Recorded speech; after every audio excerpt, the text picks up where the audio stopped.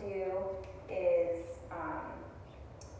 measure out the opening to the door that you're going to be making. So this measurement for my laundry room right here, this big giant rectangle, is 5 feet this way and then 80 inches up and down. So I'm making 2 bypass farm doors. So what I'm going to do is use 1 by 6 planks. So those actually measure out to 5.5 inches wide. So when I do the math, in order to fill that 5-foot doorway, or 60 inches, I do need to make 2 33-inch doors. So I need 6 1 by 6 planks, and then I need 1 by 6 planks. Sorry, the 6 first planks were 8 feet long, and I need 1 by 2 by 8 foot. And I will explain how all this goes together. But the first thing that you're going to do is measure out the length of the door that you're going to be building. So my opening is 80 inches, so I'm going to make an 80-inch door.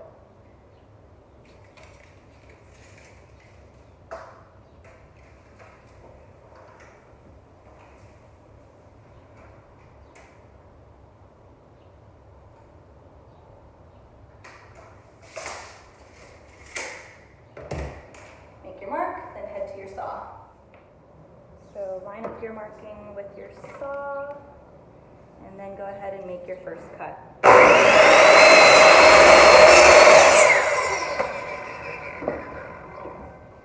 So you want to take this first board that you cut and then measure it out on the rest of the planks.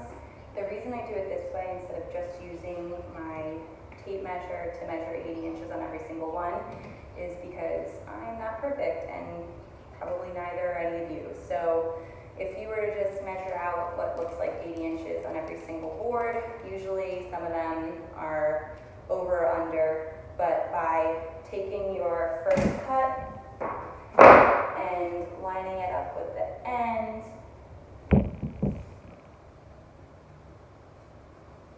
so it's perfectly flush, and then coming to this end over here and drawing a line where you made your first cut on the longer board, you're going to have all even boards that way.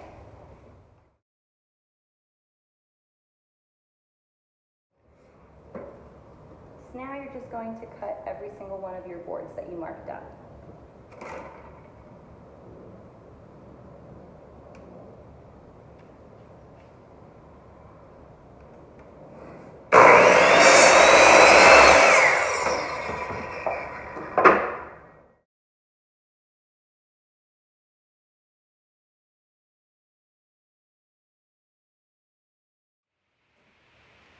So now what I'm doing here is laying out all of my cut boards face up so I can see how they fit together. You'll notice that all wood is not created equal, and even though something may look straight, it's definitely not. So I try and lay them out in the best placement where they best fit together the most straight. There are tools to fix this. I tend to not use them because when I'm making barn doors, I like them to look like super imperfect and rustic, and that's kind of the point of it. So I don't use any tools to make them completely straight, but I do find a placement where they best fit. So you'll see me lay these all out and play with them a little bit until I can find that sort of pattern.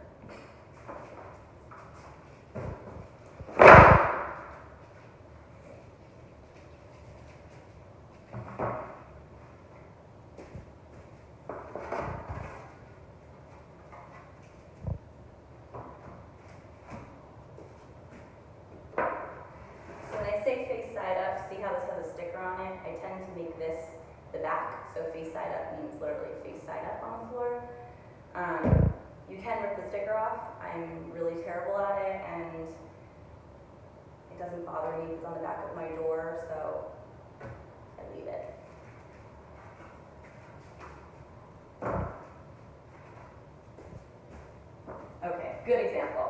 This one is really not straight. So it looks pretty straight, but it's actually bowing in this C shape like this. So when I lay it on the floor, it is bubbling up.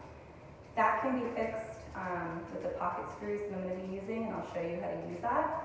However, you'll notice that it will look a little funky when you're first laying it down, but that's better than the shape when you're looking at it from this angle. If it makes a C shape going this way, or a D shape, whatever, that's a little bit harder to fix, and that's what I'm trying to get together right now. So if you see the bowing in the up and down direction, not so bad. The more of the width or right and left direction kind of sucks, but you can work with it.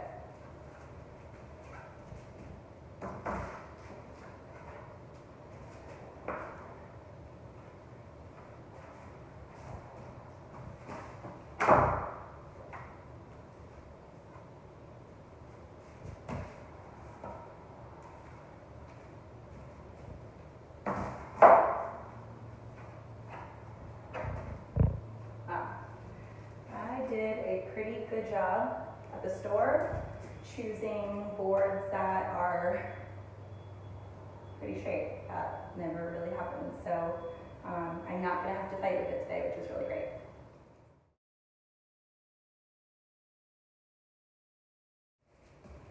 Alright, so now what you want to do, now that these are all laid out in the exact pattern that you want them, you're going to flip them over. You could turn them left or right, because then they'll stay in the same pattern that they are right now. If you pick it up and flip it over like this, long ways, you'll be messing up the pattern. So what I mean is, now you want them face side down, so you just simply flip them all in the same direction, so it's as if they're still lying the way you placed them when you were trying to figure out the pattern at first.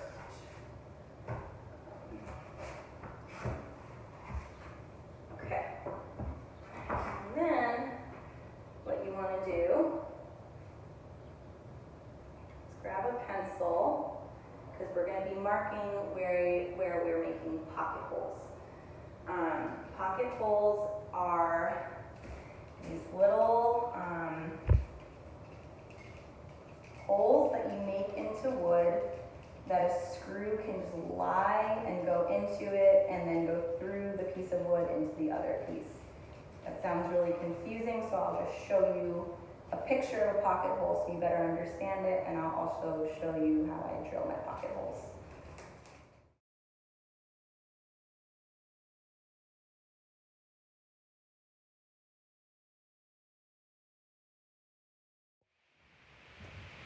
Marking for pocket holes is really simple. Essentially, if one screw is going in this way, you also want another screw going in this way. It doesn't have to be in the same space like this. So like what I'll do is on this end, all of them will be going in this direction towards the wall. In the middle, they'll all be going in the opposite direction towards my opposite wall. And at the very top, they will all face the same as this way, going that direction. It's just better and more stable when you have screws going in two directions as opposed to just one direction. So what I do to tell myself where to make these pocket holes and how to remember is I put arrows of which way it's going. So my pocket hole tool is dual, which means that when I put it on here to make pocket holes, I can make two at a time. You can just make one. I make two because it's just more secure. So that's why you see me making double arrows. And so I will do that on all of my boards, except for this one all the way at the end, because obviously if I put screws in this way, it would go into nothing. So this is the only one at the end that won't have screws going in this direction, but in the middle, it will actually have its first marking because it's going in the opposite direction. All right, now I'm going to show you how to actually make pocket holes. So I use my Kreg jig. This one was like, I think like 20 bucks at Lowe's. This is the super cheap one, but it's pretty like efficient and does what it's supposed to do. So this is what actually makes the pocket holes. And then this is the bit that I use. Everything is adjusted, so it's at 3/4 inch length because I'm using a 1x6 plank, which means when something's an inch, usually it's either 1/2 inch or 3/4, but the actual dimensions will be listed when you buy the lumber, so you'll know what to be working with. So put that bit on, and then what you do is where I made my arrows, I don't know if you can see them, but arrow, arrow, see they're facing going this way. I hook the jig on, oops, wrong way. And then what I do is I apply pressure.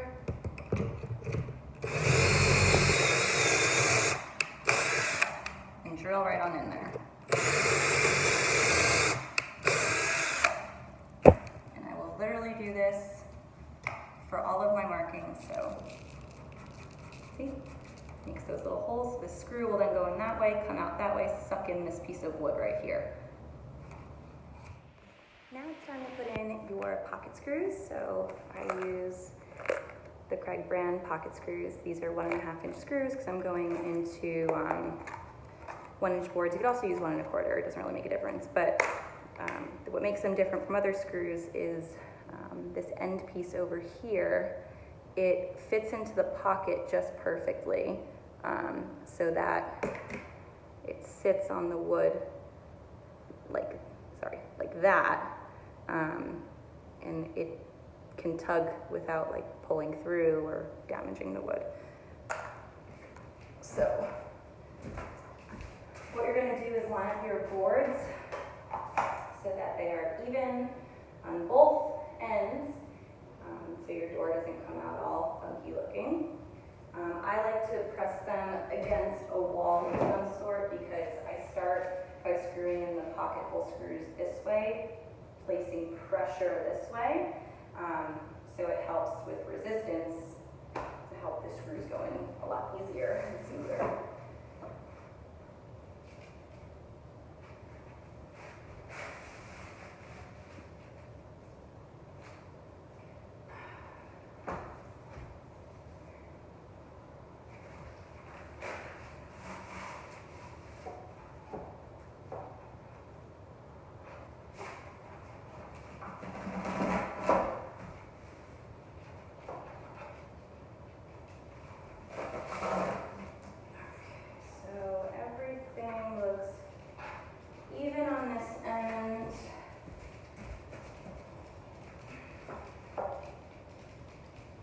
Pretty even on this end. It's okay if it's not completely even.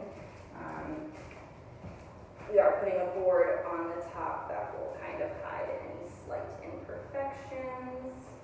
Just don't freak.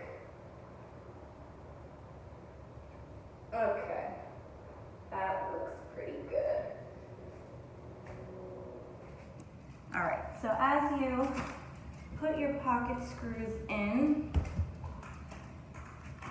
what you want to focus on is making sure that you put a screw into that little hole that you formed. And then when you screw it in, see how this board is kind of sticking up and it moves?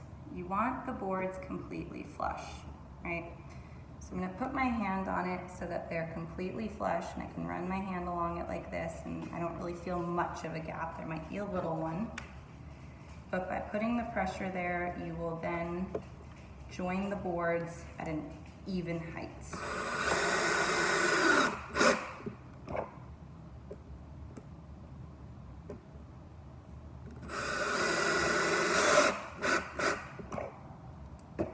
Continue to do this for all the pocket holes that I made.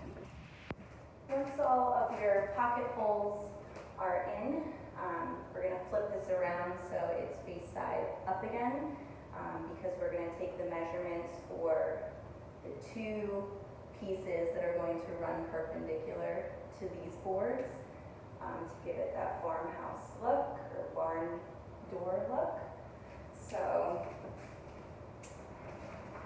and you can see actually this is pretty good. It is bowed. See how when I put it together, it is making a C shape? That's okay because the boards that we're going to place on top here and at the bottom are going to really straighten this guy out. So, lay this down.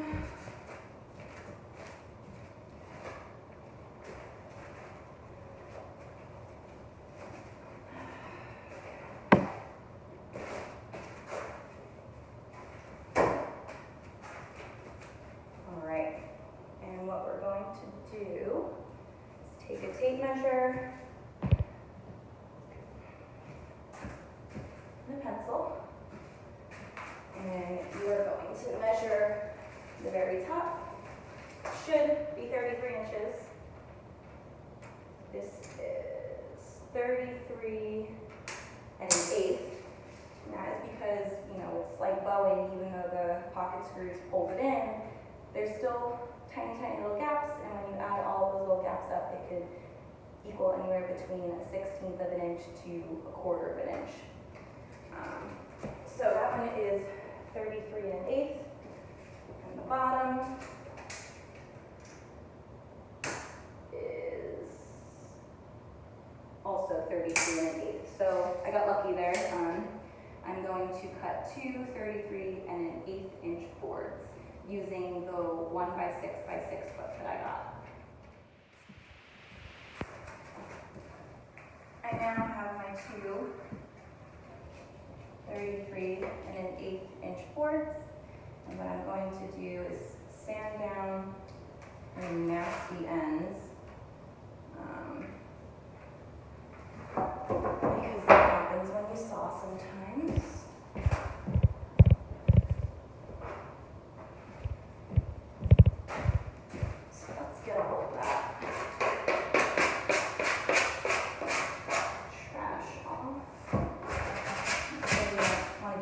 Splinters, so recommend the sanding process.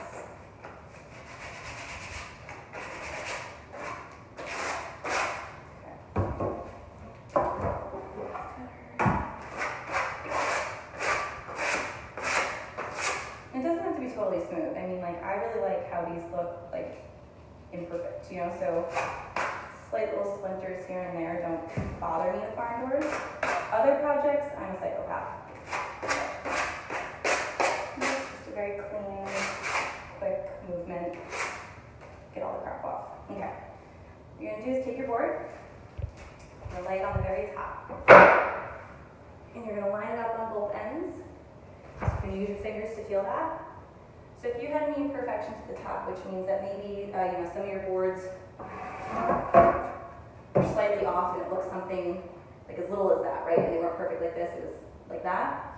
This board at the top is going to cover any of those imperfections. So what you want to do, after you feel it out on the sides, find the highest point at the top. And wherever that highest point is, you want to press the wood up into that, because you want it to cover not only the highest point, but the lower points as well, so finding the highest point will cover both of those. So, done, and done. Once you feel like it's perfect, you are going to take 1 1/4 inch wood screws, and you're going to throw 2 top and bottom at the end, 2 top and bottom in the middle, 2 top and bottom at the opposite end. So you're going to use 6 screws total for one end.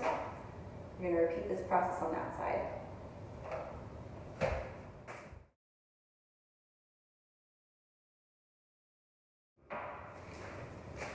Okay, now that you have screwed in your top and bottom pieces and you've flattened it out a little bit, you'll notice that when you screw into the door and you make sure that everything's flush, things start to just go from weird shapes to straighter, if not completely straight.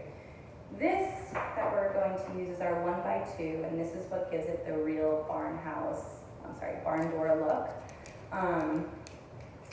So we're gonna lay this diagonal across the entire door. One, it looks very cute. Two, it's also going to help straighten out any other imperfections or bowing of the wood that we have.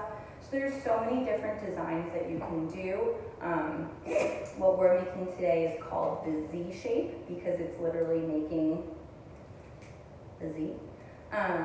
There's K, which I love the K one.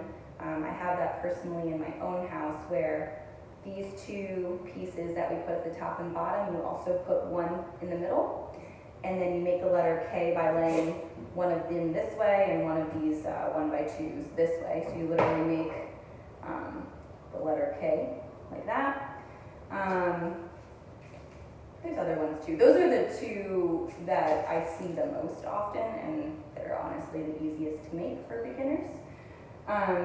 So anyway, what you do with this is you can lay it across. You can make a backward Z, a regular Z. It does not matter.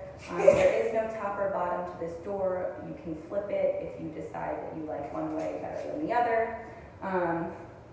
So what I do is I lay this across diagonally so that it lies on each corner.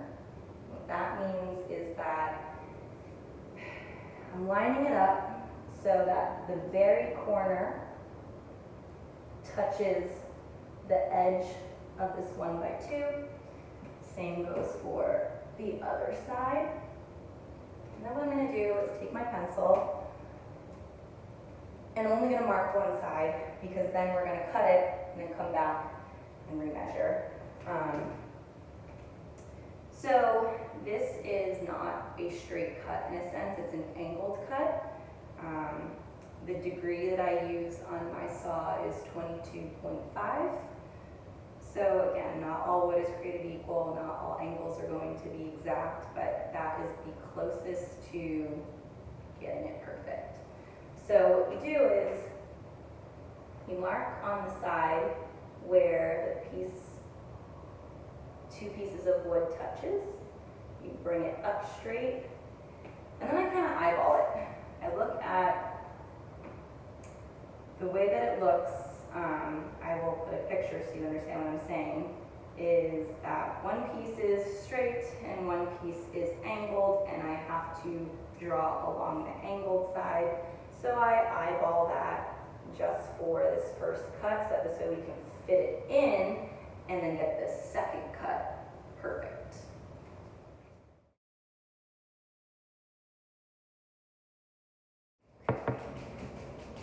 So what I'm going to do is angle this at 22.5. The angle that I made is, peanut please move out of the way, is going in this way, which means that my saw also has to go in that direction.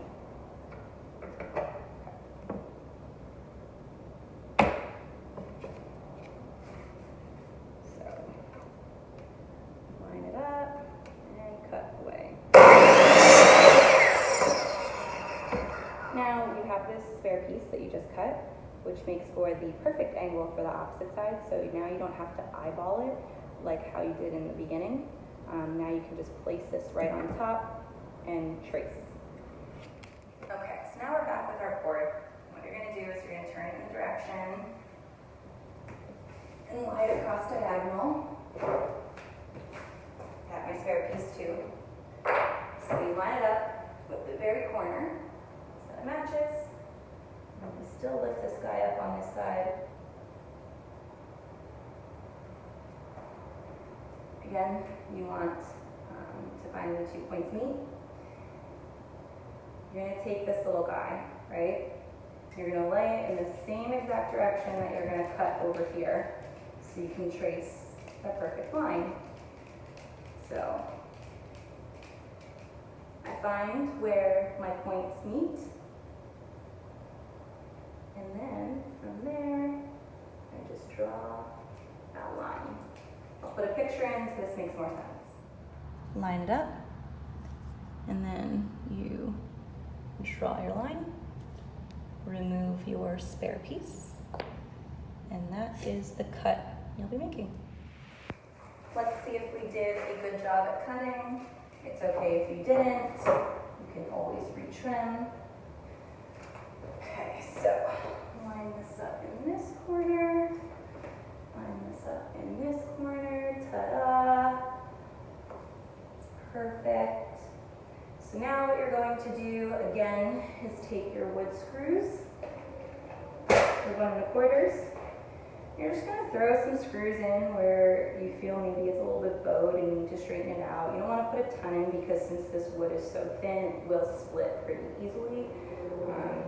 That is also the nature of whiteboard. It's pretty soft, so you want to be careful how much damage you're throwing into there. So from what I can see on mine, I am most likely going to throw 4 of them in. Pretty spaced out evenly. 1 at the end, middle-ish, end. Also, never throw screws into knots. Knots are super hard, and 2 things can happen. Either it will not really go through and it'll kind of mess up, or it'll create a giant hole because the knot will just come out and pop out and you'll have a nice little hole. So I'm going to throw in these screws.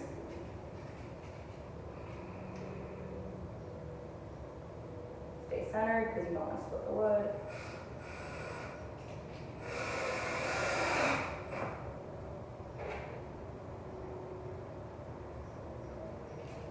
So I like to do the first 2 ends, so everything lays pretty evenly, and then I go into the middle.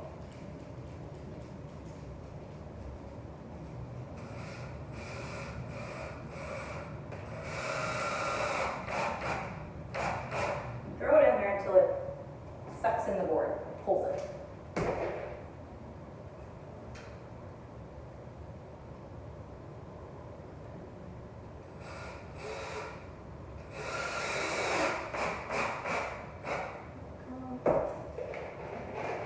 One more.